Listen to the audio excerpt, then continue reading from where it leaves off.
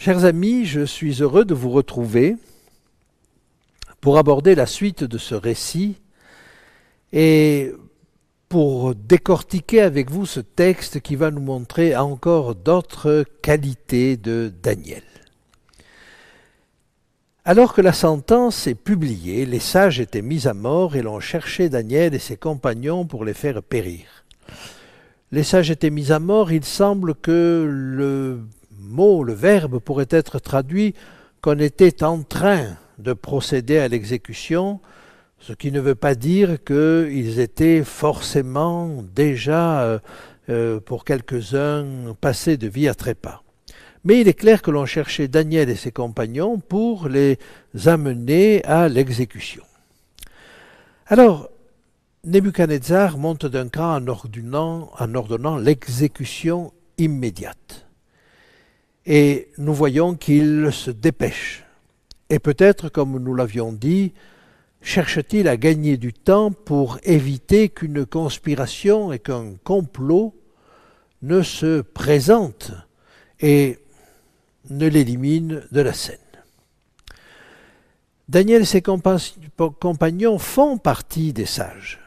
Et même s'ils sont encore étudiants, nous ne sommes que la deuxième année de Nebuchadnezzar, ils font déjà partie des sages et Nebuchadnezzar est en train de détruire par là toute son œuvre. Notez cette folie. Il a mis des années, il a un projet depuis longtemps, il a réuni les meilleurs savoirs et les meilleurs enseignants de toute la planète et il est en train de tout détruire. Alors Daniel s'adressa d'une manière prudente et sensée à Arjoc, chef des gardes du roi, qui était sorti pour mettre à mort les sages de Babylone. On va voir l'art de Daniel, et on va voir comment il s'y prend pour calmer une colère. Il prit la parole et dit à Arjoc, commandant du roi, pourquoi la sentence du roi est-elle si sévère? Arjoc exposa la chose à Daniel. Un bon moyen de calmer le jeu consiste à poser une question. Il s'informe. Il n'est pas injurieux, il n'insulte pas Nebuchadnezzar, il ne récrimine pas, il dit pourquoi, simplement. Et Arjoc va lui expliquer ce qu'il a compris de la chose. Donc, non seulement il s'informe, mais alors que sa propre vie est en jeu et celle de ses compagnons également, il ne perd à aucun moment son calme. Il le garde et il le gardera jusqu'au bout. Je ne dis pas qu'il n'a aucun stress, certainement, mais il a cette sagesse de garder son calme, de garder sa raison, de garder sa maîtrise de soi, et cela montre certainement pour ce jeune déjà une large pratique de cette maîtrise de soi. Et Daniel se rendit vers le roi et le pria de lui accorder du temps pour donner au roi l'explication. C'est l'élément le plus sage de la décision de Daniel. Il y a eu cette course de vitesse entre Nebuchadnezzar et les Chaldéens qui a fait monter les enchères très vite et lui calme le jeu. Il demande du temps. Il ne dit pas que l'explication est impossible à donner. Non. Il demande du temps pour donner cette explication. Probablement, il espère déjà que Dieu va lui donner une réponse. Mais pour l'instant, il a besoin de temps. Et il a besoin de temps pourquoi? Eh bien, il a besoin de temps pour prier. Et souvent, nous ne nous rendons pas compte que nous nous précipitons à la recherche d'une solution, alors que la solution consiste simplement à prier. La dernière décision de Nebuchadnezzar portait sur le temps. Vous cherchez à gagner du temps. Daniel ne cherche pas à gagner du temps, il demande ce temps, le plus paisiblement du monde. Ensuite, Daniel alla dans sa maison et il instruisit de cette affaire Anania, Michaël, Azaria, ses compagnons. Donc Daniel va partager son souci. Il y a des soucis que nous ne pouvons pas partager, mais là il le pouvait. Et non seulement il va prier, mais il va prier en groupe. Et je crois qu'il ne nous faut pas négliger la prière en groupe. Les engageant, dit le verset 18, à implorer la miséricorde du Dieu des cieux, afin qu'on ne fît pas périr Daniel et ses compagnons avec le reste des sages de Babylone. L'objectif, dans un premier temps, est d'essayer d'éviter la mort. Il semble que le sort du reste des sages de Babylone, soit il est déjà entamé, soit il est irrévocable, mais nous allons voir que Daniel va tout faire pour éviter le pire. Et donc, ils vont prier. Alors, le secret fut révélé à Daniel dans une vision pendant la nuit, et Daniel bénit le Dieu des cieux. Nous réalisons à travers cela que non seulement Daniel a eu la foi, non seulement il a partagé son problème avec ses amis, mais quand Dieu lui a donné la réponse, alors il a immédiatement remercié et béni le Dieu des cieux. Là encore, c'est une leçon pour nous et nous voyons ce trait de sagesse afin que nous puissions nous-mêmes, dans notre vie de tous les jours, pratiquer de la même manière. Daniel prit la parole et dit « Béni soit le nom du Dieu, de Dieu, d'éternité en éternité. À lui appartiennent la sagesse et la force. » La sagesse et la force, oui, parce que la sagesse vient de lui être donnée, mais la force parce que face à cette force indomptable qu'est la colère de Nebuchadnezzar, Dieu lui a donné les moyens de la contrer. C'est lui qui change les temps et les circonstances. Et vous vous rappelez que Nebuchadnezzar avait dit aux Chaldéens « Mais vous espérez que les temps et les circonstances changent. » Et je vous avais dit, ce temps et ces circonstances, c'est probablement que le temps du roi soit passé. Et Daniel nous le confirme ici dans ce verset. C'est lui qui change les temps et les circonstances, qui renverse et qui établit les rois, et qui donne la sagesse aux sages et la science à ceux qui ont de l'intelligence. Vous voyez donc qu'il y a confirmation ici que si Nebuchadnezzar n'avait pas pris cette décision d'éliminer les sages, le complot se serait ourdi immédiatement. Nous verrons avec le chapitre 7 une bête tentée de changer les temps et la loi. Ce faisant, elle usurpe la place de Dieu.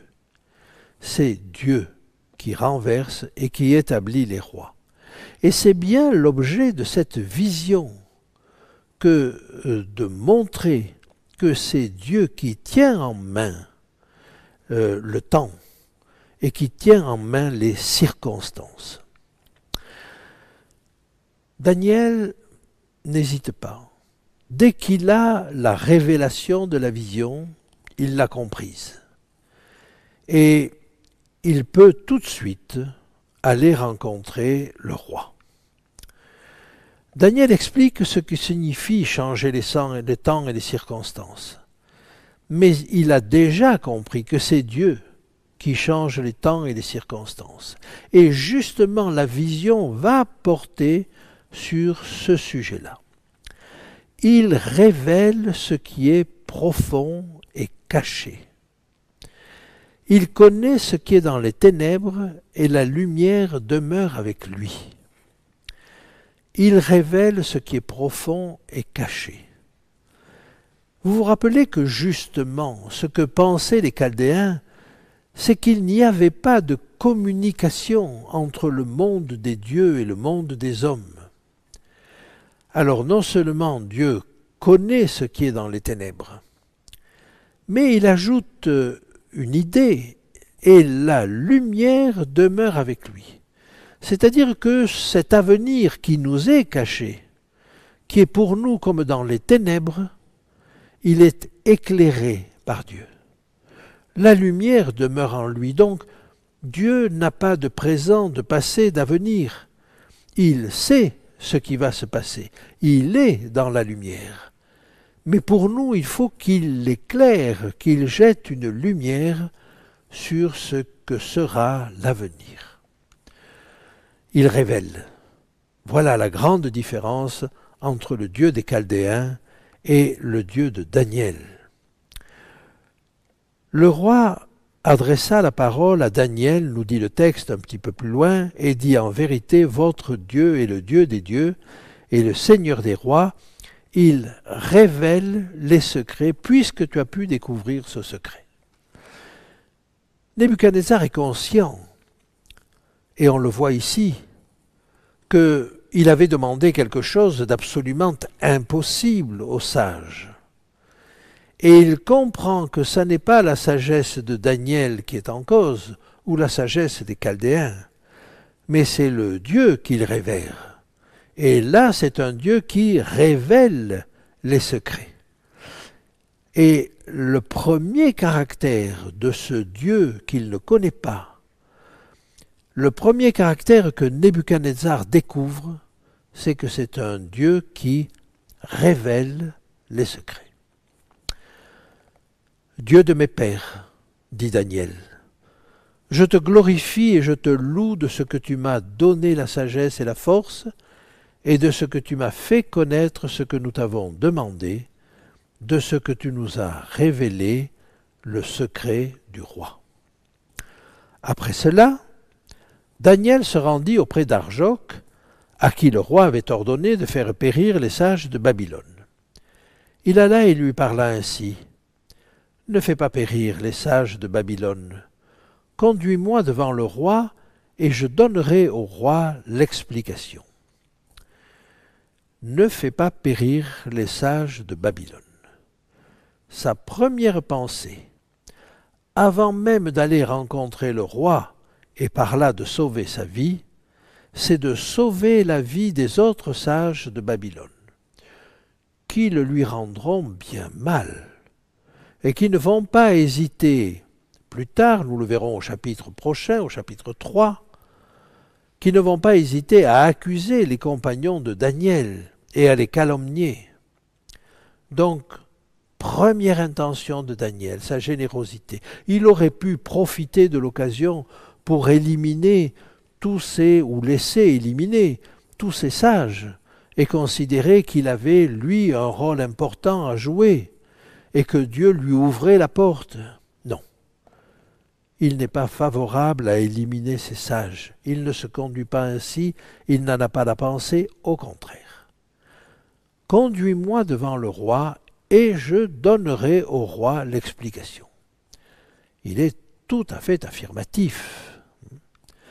Arjoc conduisit promptement Daniel devant le roi, et lui parla ainsi. « J'ai trouvé, parmi les captifs de Juda, un homme qui donnera l'explication au roi. » J'ai trouvé. Notez ce trait de caractère d'Arjoc qui va essayer de se faire valoir auprès du roi Nebuchadnezzar. Il va chercher à monter en grade, il va chercher des louanges. J'ai trouvé. S'il avait trouvé parmi les sages, ça aurait été peu glorieux. Et il va donc dire, j'ai trouvé parmi les captifs de Juda. C'est-à-dire qu'il va prendre la désignation de Daniel la plus péjorative. un homme qui donnera l'explication au roi. Oh, ne nous est-il jamais arrivé d'essayer de profiter d'une circonstance où nous avions la possibilité de présenter quelque chose ou de présenter quelqu'un et de nous faire valoir pour cela? Daniel n'est pas de cet acabit. J'ai trouvé donc parmi les captifs de Juda un homme qui donnera la révélation au roi. Le roi prit la parole et dit à Daniel, qu'on nommait Beltchatsar, « Es-tu capable de me faire connaître le songe que j'ai eu et son explication ?» Daniel répondit en présence du roi et dit, « Ce que le roi demande est un secret que les sages, les astrologues, les magiciens et les devins ne sont pas capables de découvrir au roi. Que les devins, les astrologues et les chaldéens essaient de se justifier, on peut le comprendre. Mais par contre, que Daniel les défende devant Nebuchadnezzar prouve encore une fois qu'il a une extrême générosité. Ce sont des gens qui ne pensent pas comme lui, qui n'adorent pas leur Dieu, qui sont des étrangers et qui montrent toutes sortes de défauts très probablement. Mais pour autant, il ne va pas chercher à les détruire, il cherche à les défendre au risque de déplaire à Nebuchadnezzar puisqu'ils ont dit la même chose. Mais ce n'est pas eux qui le disent. Et Daniel, discrètement, délicatement, prend leur défense. Ce n'est pas de leur faute, ils ne le peuvent pas. Il y a donc de la modestie en lui, de la bonté envers les autres sages, et il va montrer que ça n'est pas lui qui est en cause. Mais il y a dans les cieux un Dieu qui révèle les secrets, et qui a fait connaître au roi Nebuchadnezzar ce qui arrivera dans la suite des temps. Il y a dans les cieux un Dieu qui révèle les secrets. Voilà quel est ce Dieu. Et il dit, je ne suis pas meilleur que les autres, mais c'est mon Dieu qui est meilleur que les autres, qui révèle le secret et qui a fait connaître au roi, qui m'a fait connaître, bien sûr, puisqu'il découvre le secret, mais qui a fait connaître au roi Nebuchadnezzar ce qui arrivera dans la suite des temps. Voilà donc un Dieu qui communique, alors que les dieux des Chaldéens ne communiquaient pas. Mais regardez la largesse de vue de Daniel, qui est prêt à reconnaître que ce Dieu-là, son Dieu, est un Dieu qui se révèle aussi à un monarque païen. Et donc il n'a pas de vue étroite sur ce sujet. Et il reconnaît que Dieu peut se révéler à lui. Voici ton songe et les visions que tu as eues sur ta couche. Et là, Daniel va montrer combien ce Dieu qui révèle les secrets les révèle d'une manière précise. Sur ta couche, ô roi, il t'est monté des pensées touchant à ce qui sera après ce temps-ci. Et celui qui révèle les secrets t'a fait connaître ce qui arrivera. Sur ta couche, ô roi, il t'est monté des pensées. Et Daniel a compris non seulement la révélation qui a été faite à Nebuchadnezzar, mais il comprend que cette révélation est en relation avec le tracas de Nebuchadnezzar. Quel est le souci de Nebuchadnezzar? Et on peut comprendre que Nebuchadnezzar est en train de veut bâtir quelque chose d'unique, veut bâtir un gouvernement mondial. On le verra par la suite. Il veut bâtir une université mondiale. Il veut établir un savoir international. Et il y a bien des choses dont nous bénéficions encore aujourd'hui, ne serait-ce que l'acclimatation de certaines plantes venues de l'Orient et qu'il a acclimaté, que nous avons maintenant en Occident. Donc, ce que Nebuchadnezzar a fait est remarquable.